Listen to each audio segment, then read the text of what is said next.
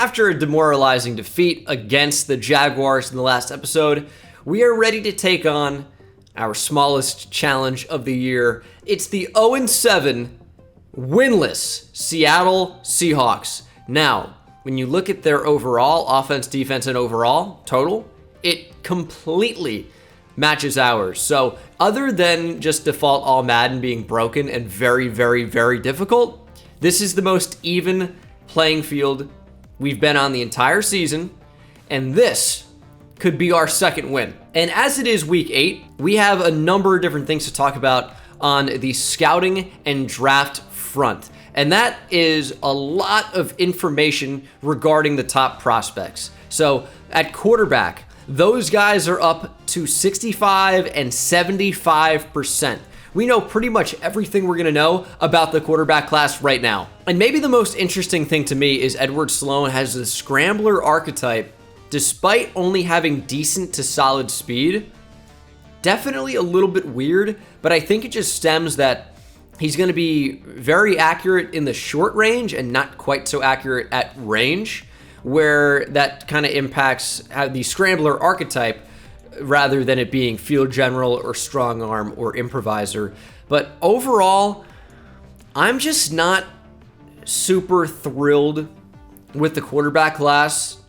Like, there are some decent players in here, and I'm just not overall thrilled with the draft class in general. I'm a little bit disappointed. And we just might end up taking Daniel Brinkley, the 6-foot corner out of Buffalo, is already 23 years old, but it's just going to be very difficult to find someone that can cover the way he can coming out of the draft.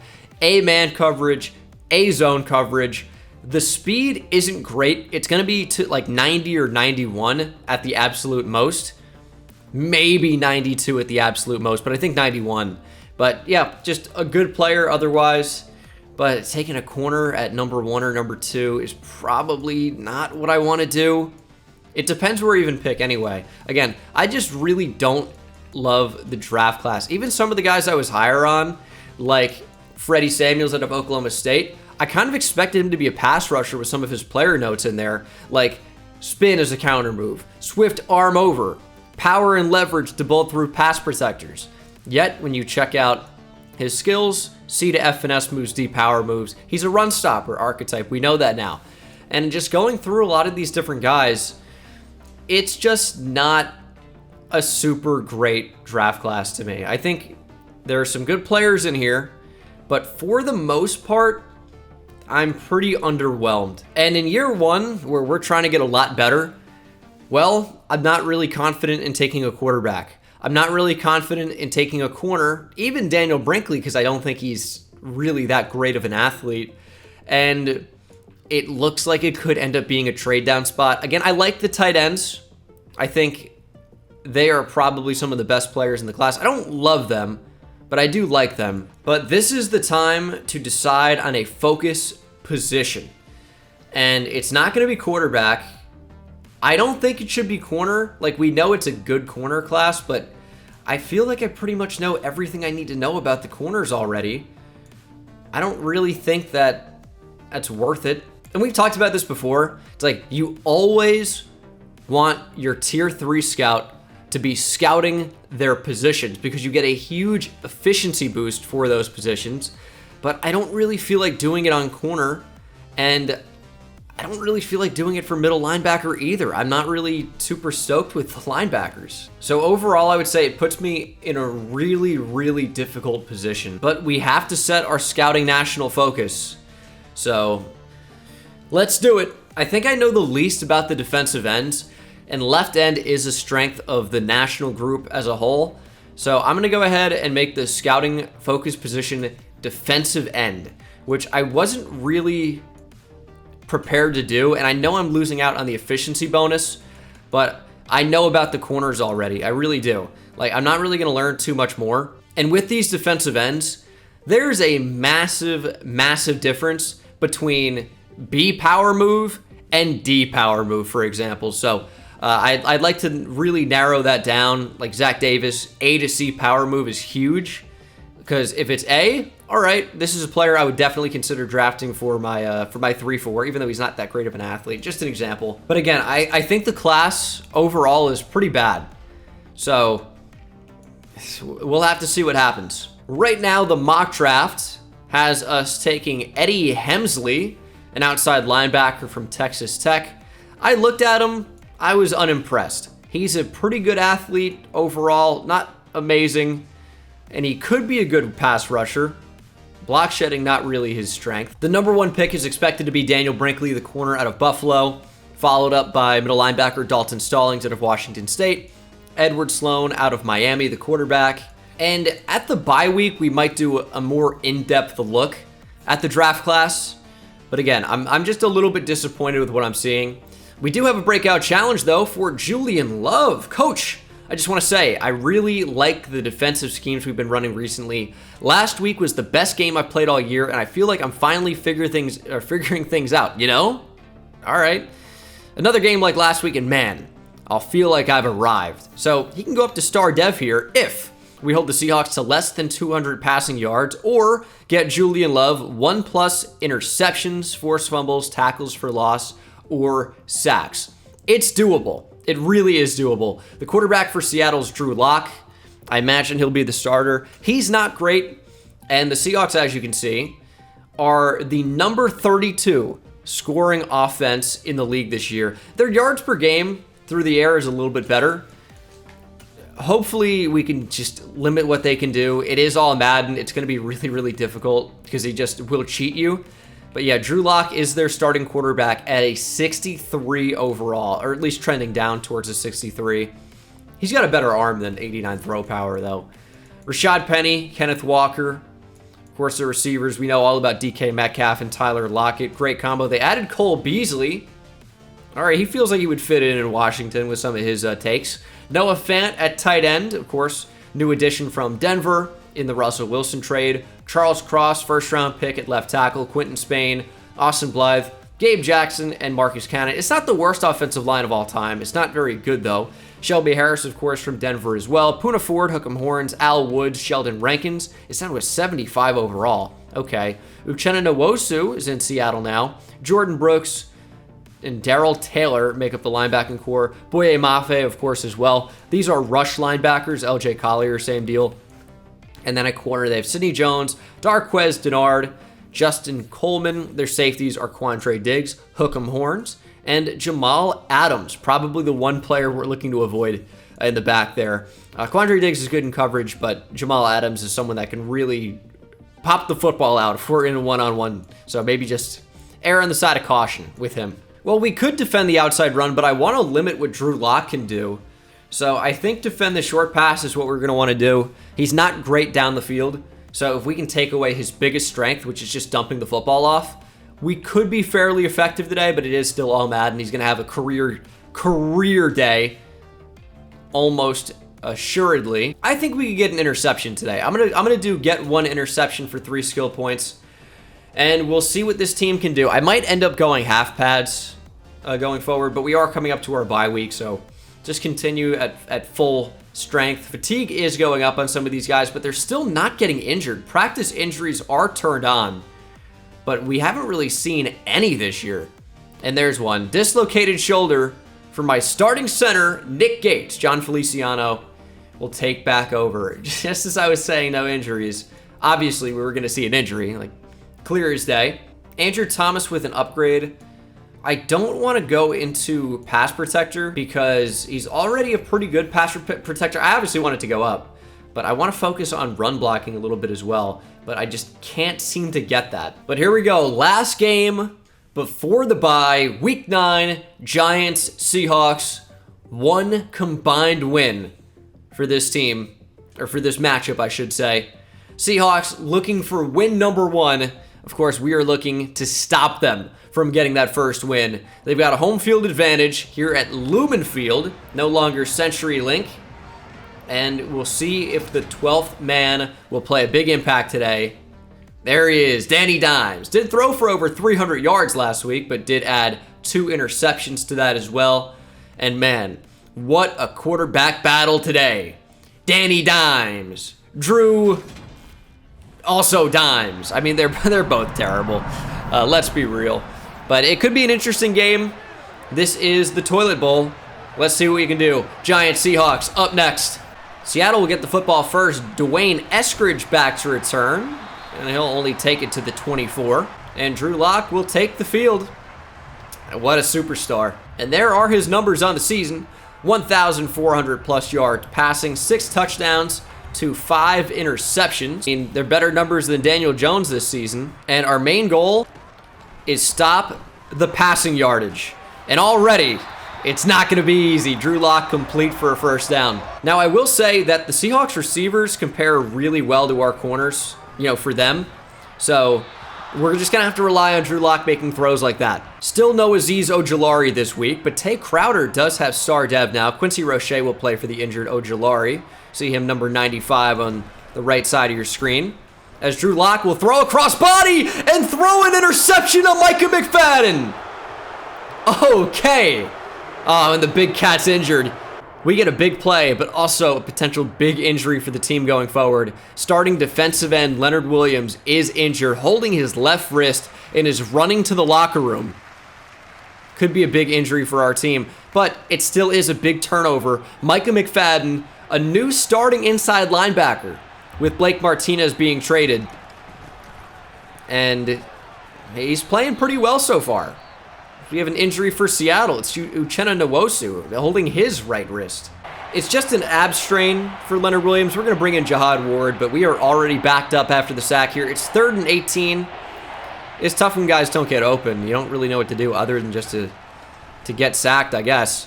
We're going to throw down the field, and that could have been intercepted. Kadarius Toney was running right into the space, but obviously just did not have the time with Daniel Jones to make that throw. Thankful that was not intercepted by Jordan Brooks, but we'll punt.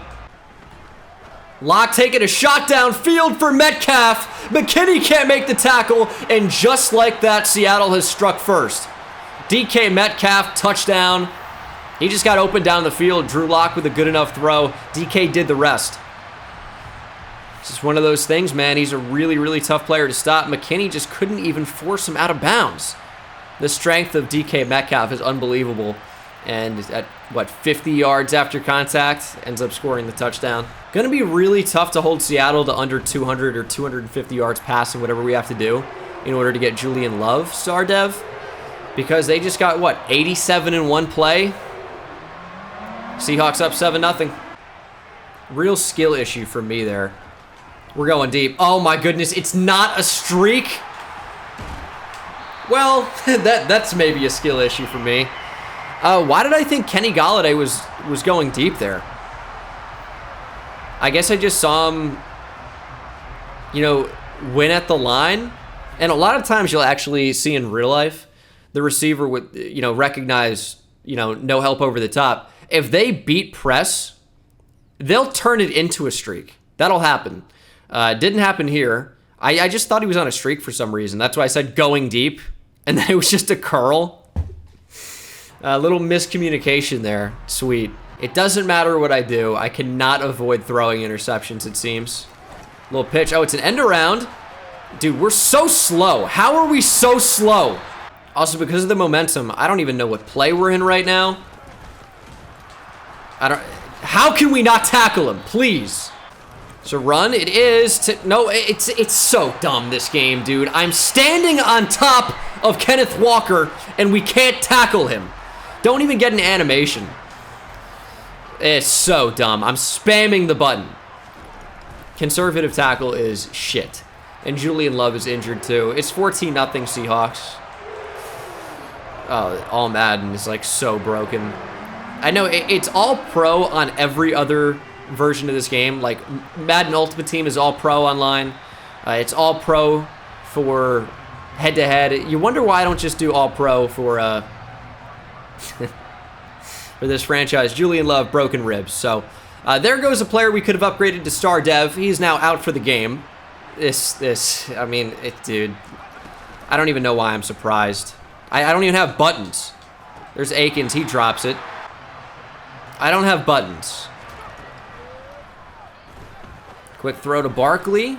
And when I say quick throw, a lot of times it means short throw. It doesn't explicitly mean, oh, I snapped the ball and then threw it instantly. We might run with Daniel Jones here. Just slide, Daniel. Just slide! I'm spamming the slide button! 10-yard gain. I don't know what the routes are. There's Saquon. That was actually a quick throw, and it's a first down. Trying to get some of this momentum back. All right, 3rd and 12. We're running verticals here. Again, I don't really know what the buttons are. That's open enough. We're going to go to Jordan Akins. Oh, my goodness. The tackle was not made from Denard. And that's a first down. 2nd and 8. That's open enough. It's Kadarius Toney. He couldn't hold on. And it is 3rd down and 8.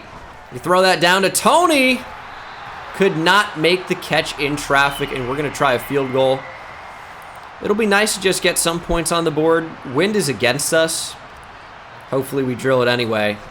Perfectly timed kick, and Graham Gano's kick is through the uprights, and we have points at least. This has been an absolute struggle, with the Seahawks offense playing at a very high level, and their defense also being unbelievable. It's going to be a difficult game to win, man. They're playing like a 90 overall. I mean, you can't tell me this is one of the worst teams in the league with how they're playing today. But, I mean, clearly, all Madden difficulty, every team's a 90 overall, at least. And because they have so much momentum, our team already like doesn't know what play it is. Nice tackle, Tay Crowder for a loss. But we need to gain some of this momentum back if we're going to have any chance. It's just so much harder to actually do anything. Look, our play, or maybe it's not changing because we just got enough momentum back, but it's so tough when like our team doesn't know the play. It's going to be a catch. I just don't know how we could stop that. See, and this is where our defense doesn't know the play, which is yeah, not good. And Noah Fant just turns on beast mode, gets like 6 extra yards. Dude, it's just so crazy. If I throw that ball, it's an interception. Here, Adoree Jackson just is a spectator. Do something, please. Oh, look at DJ Davidson almost making a play. Ends up, I guess, forcing somebody to make a play. That was Jared Wilson, I think, who brought him down in the backfield. It's amazing, though, dude. Like, we got to end up getting a slider change in here. It's just not fair, because we are incapable of making a stop defensively, because most often those tackles are broken. The receivers catch every ball. My defensive backs don't ever try to make a play on the ball, which is... That's the thing that says it's so broken to me. Is like they literally don't do anything. We have no pass rush. And Drew Lock, thankfully, doesn't throw a dart to the back of the end zone. Throws it away. And Seattle will erase our field goal and make it a 2-touchdown game yet again. Kick up and good. 17-3 Seattle. And we're sacked off the edge. Uchenna Nwosu. Did they blitz 4 there? Because he came in unblocked. Yeah, they blitzed 4. I'm so sick of this game. I can't even explain to you how sick of it I am. It's just they blitz 4. Someone has to fix this at EA. How many times is my right tackle, Evan Neal, he's not a terrible overall. He's not a 60. He goes inside every time. You're leaving the edge player unblocked. The center, oh, it's just so dumb. And yes, in football, you are taught to play the inside first, because those guys are going to get to the quarterback faster than the edge player. But when the 2 players in the A-gaps don't actually blitz, the center does nothing, why is the right tackle's first instinct to go inside and play the freaking interior defensive lineman? It's just so dumb. My players got bumped. I'm done with this. It's like, how am I expected to actually do anything? It's unstoppable. Or it's impossible. We'll punt. Uchenna Nwosu with the sack again. And they rushed 4. Just didn't get anything there.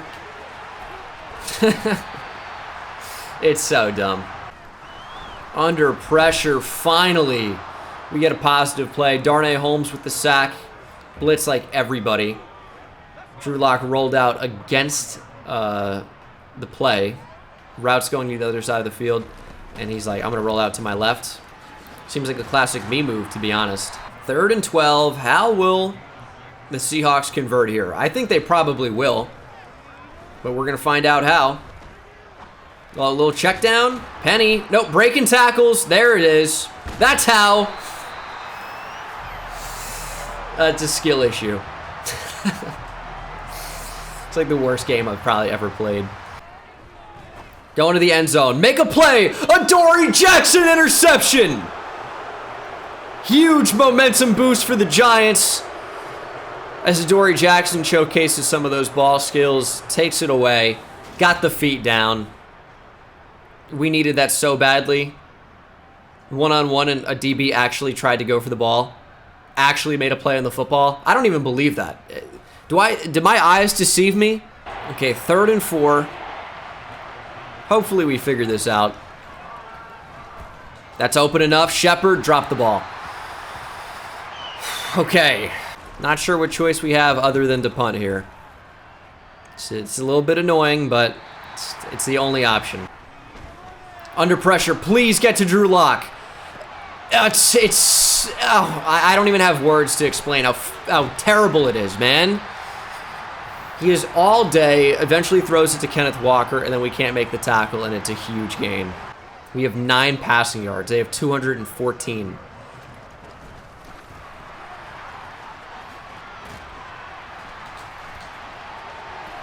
Is that a touchdown? Rashad Penny, man. This guy's a beast, huh? He had a pretty good second half of the year. Little slow clap. I'm just... Okay, 24-3. We have 29 yards of offense. It's been really tough this game to do anything. Trying to figure out ways we could move the ball. None of them are successful in the least. Can't run the ball, can't pass the ball. Can't do anything. Okay, 3rd and 6. The odds of actually picking up the first down here are slim to none. I guess that's under pressure, good accuracy. Yeah, it was a sick throw, dude. We'll punt. Darnay Holmes with a 2nd sack. You know what the fun fact about that is I believe with that sack, Darnay Holmes has taken the sole lead for sacks on this team. I think that's his 3rd on the season, and he is the only one with more than 2. That's a completion, surely. Yeah, of course. Yeah. So, it'd be nice to have someone that could even get, like, a hint of pressure, but that's obviously unrealistic because Kayvon Thibodeau, he would be subdued the entire game. He wouldn't get any pressure even at all. Oh, a drop? That's actually, I think, the first time we've seen a drop the entire year from the other team. I don't think that's happened. There's a pick. Xavier McKinney. Drew Lock still sucks. There's that. But doesn't... I mean, not really. That's a big interception for Xavier McKinney. I'd like to say we're somehow not out of this game yet, but we still can't move the football. 2nd and 12, I don't care. I'm just going to run the ball. It's the longest run of the game, actually. 7 rushes for 13 yards for Saquon. Man, that was a beauty. I don't even remember what play I called. Oh, that was actually caught by Tony. Huh. Okay, I don't know what's happening to the scoreboard here. It's a fun little glitch. All right, 4th and 3, and there is the 2-minute warning. I can't take the field goal here because then it's giving up, you know? If I take the field goal, it's like I'm saying the game's over, which it is. But we got to fight for it. That's got to be a first down, unless it's like 2 weeks ago where somehow they just didn't give me the first down even though I was well over. We need a little bit of momentum back, dude. We're rolling out. I know he was getting open, but guess what? There's no way you can intercept a perfect Danny Dimes, Vanilla Vic rush. What a play. That's an interception. Under pressure. Poor accuracy touch pass. I knew we weren't going to score. I was just curious to find out how. And it ended up being a fun way. I didn't anticipate it. I was curious to figure out how it would happen. It ended up being A throw to Kadarius Toney, who's open, has about how much separation would you say he has between him and the player who made the interception?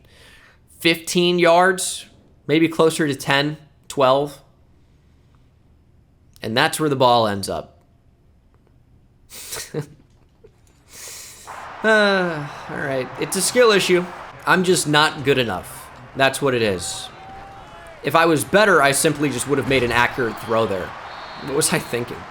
Seattle's still trying to score here to end the second half, or second quarter. I wish he was ending the second half. That's actually a big play. We're going to call a timeout. 3rd and 12. Are they going to run here? They definitely could. They're going to. Oh, nice play. Dexter Lawrence will call a timeout. We'll get the football back. We won't score. If anything, I think we're giving Seattle actually a better chance of scoring somehow, because we're going to like muff the punt or have a strip sack. That could definitely happen. A pick six, I think, is likely. Thrown 2 interceptions so far in this game. I'm a little bit frustrated about both of them, to be honest. All right, we'll lull them into a false sense of security. And we'll say, hey, we're just running the ball, but it's play action. Down the field, Toney can't make the play. And Joshua Ezeudu, our starting left guard, is now injured. I'd fake an injury too. Like, get me out of here. I wish I could fake an injury. Oh, guys, my throat's sore. I can't record. I wish I could do that so badly. But here we are. 10 seconds to play. Is there any possible way to get into field goal range here? We're sacked. That's the half. Darrell Taylor brings down Daniel Jones. Ezeudu's out for the rest of the game. And that is the first half, man. Super glad I'm playing the game. I'm having just so much fun, actually. We'll get the football to start the second half. Can't wait. Only down 24-3. We've seen bigger leads get cut down before. 3rd and 4. I'd love to be able to get a first down here. Do we have it? We have it. Jordan Akins. I'm just going down. Just take the first. Another big 2 interception game for me. Gotta love it. It's actually the best run we've seen from Saquon. He's now averaging 3.2 yards per carry after one of 10 plus. How is that an interception, man? He's running a curl.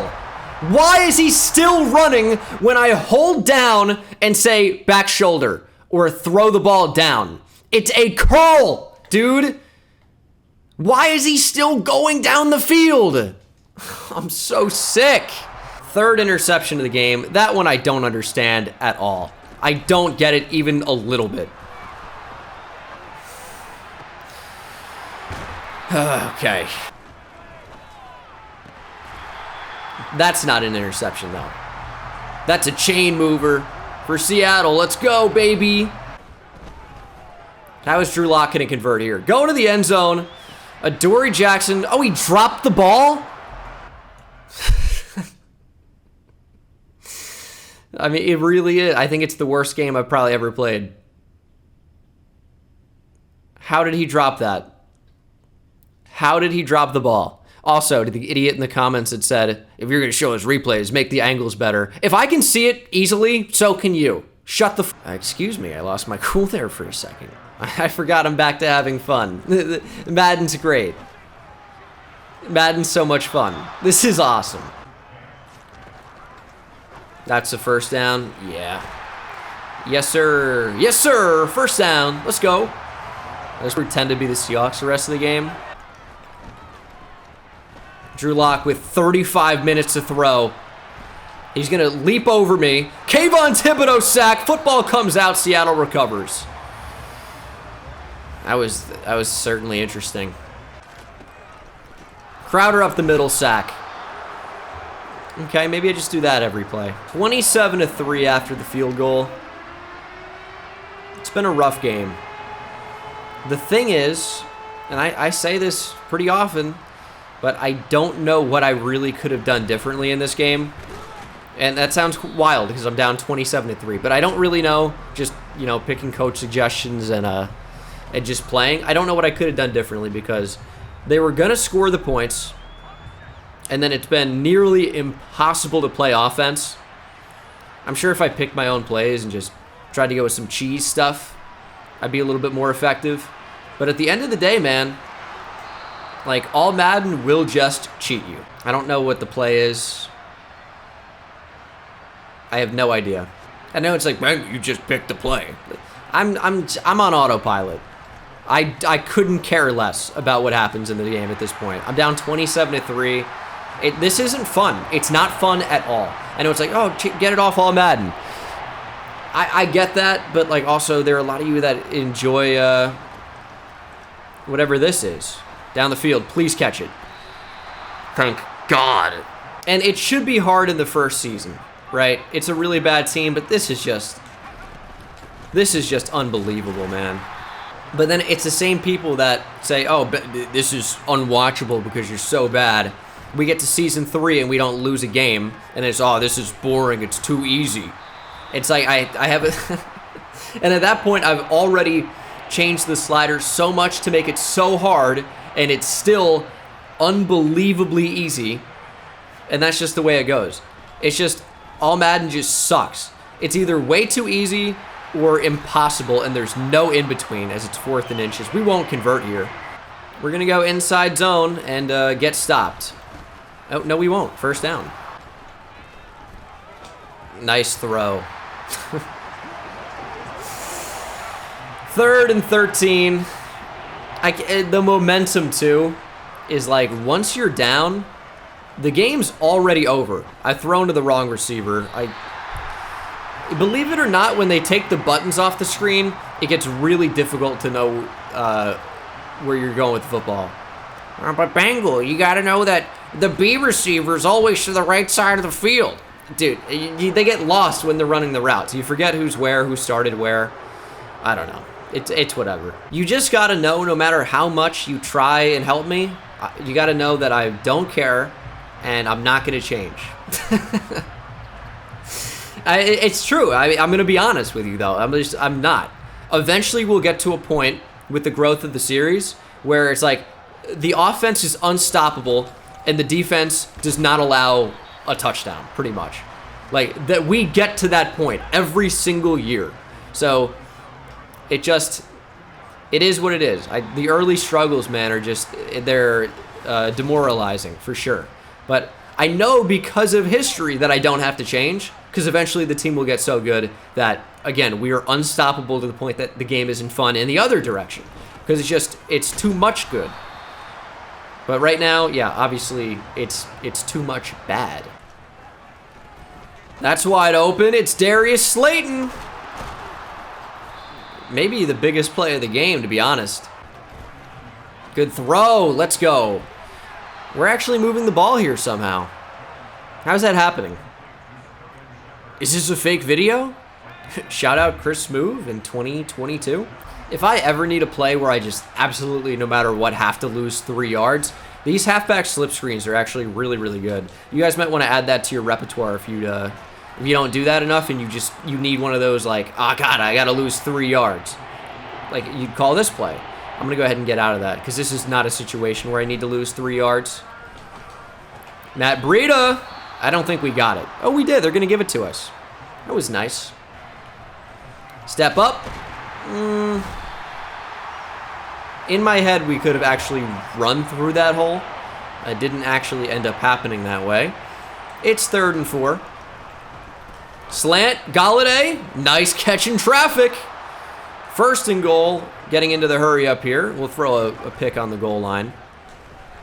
Nope, actually just touchdown Kenny Galladay. Darrell Taylor's injured. But man, if we aren't showing fight, I don't know what we're showing. We'll make it 27-13, hopefully. The worst thing is happening right now. It really is super bad, but I'm starting to get like just the slightest inkling of hope in this game. Oh, and that's the worst. You don't want to have any hope. It's just way better to give up. But here I am thinking, well, what if we got to stop at a quick score? What if that happened? Pitch outside. You got to make that tackle. No, why would we? I think he just ended up tripping. That should have been a big play for Seattle because they did something that I don't think we've ever seen one of my players do. Break a tackle. That's got to be a pick. It's Darnay Holmes. Dude, where was this last week? He needed like 2 of anything, and he would have had superstar Dev. This game, he has an interception and 2 sacks. We have momentum for the first time since I don't even know when. And God, we have a chance. Somehow, we have put ourselves in a position to have a chance. Again, it's not good. I wish we didn't, but here we are. Back over the middle. That's good timing, getting it to Darius Slayton. It's a decent throw from Danny Dimes there. 3 minutes to play. We timed that up well. Maybe could have got a little bit more aggressive there, but it just looked like that was going to end up getting open. 2nd and 2. Inside to Darius Slayton again. Darius Slayton becoming a little bit of a spark plug for us, and there goes our starting left tackle. Andrew Thomas taking a knee. I don't even know who's coming in. 1st and goal. Galladay had a touchdown, just didn't quite have the time. Dislocated elbow, and Will Holden is our new starting left tackle as our chances just dwindle away to nothing. We throw that. Darius Slayton dropped it. I knew we could get it over that one player. Darius Slayton just couldn't hold on. Possession, catch, and everything, just didn't catch it. All right, 3rd and goal. Need to convert here. Away from coverage. Shepard, big catch. We took a real chance there, but it was a mismatch, and we got the Sterling Shepard touchdown, and all of a sudden, this is a touchdown game. What's happening here? 2nd and 11. Is there a way I can shift my D-line here? I just lined up offsides.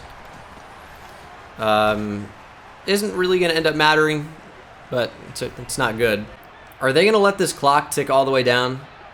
It's probably what I would do. I'm holding on to that timeout in case we allow a 1st down here.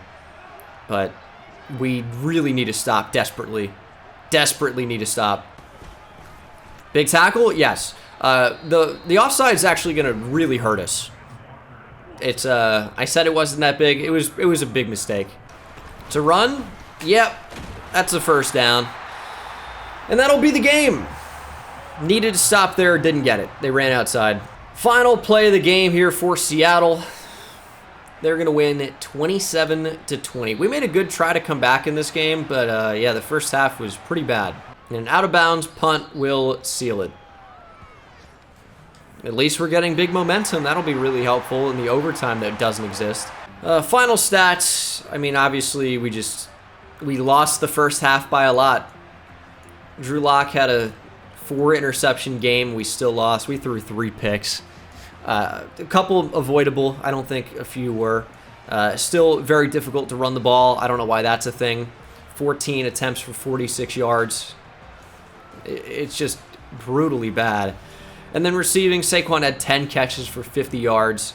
Jordan Akins had quite a few touchdowns for Sterling Shepard and Kenny Galladay, who are still, like, basically impossible to involve in the offense. I don't know if I'm missing him or not seeing him. I think a lot of the time I just don't have the time to throw it to them. And then we faced a ton of pressure today. Darnay Holmes with 2 sacks. That definitely leads the team. Maybe Kayvon has 3 total now. But yeah, there's no defensive line pressure at all. Forced fumble for Kayvon, recovered, of course, by Seattle. So we dropped to 1-7. Julian Love, of course, did not get his breakout challenge because we got crushed through the air. And also he broke his ribs. So, yeah. Nick Gates will be back for Week 10. Julian Love will miss some real time. Andrew Thomas is going to miss some real time. Azeez Ojulari will be back for Week 10. And McKeithen is on IR, so he's done for the year. I don't think we can take him off IR in game, so he will not be back. And I am making a big trade. Sterling Shepard is gone. Final year of his deal, just wasn't someone we were going to bring back. And the Packers are on track to win the Super Bowl. They're projected to pick at number 32 overall right now.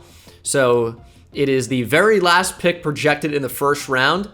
for Sterling Shepard. So the Packers, who are obviously doing quite well, in position to make a run, probably wouldn't care too much about that first-round pick in relation to the actual talent of adding Sterling Shepard, who would be the highest overall receiver on their team.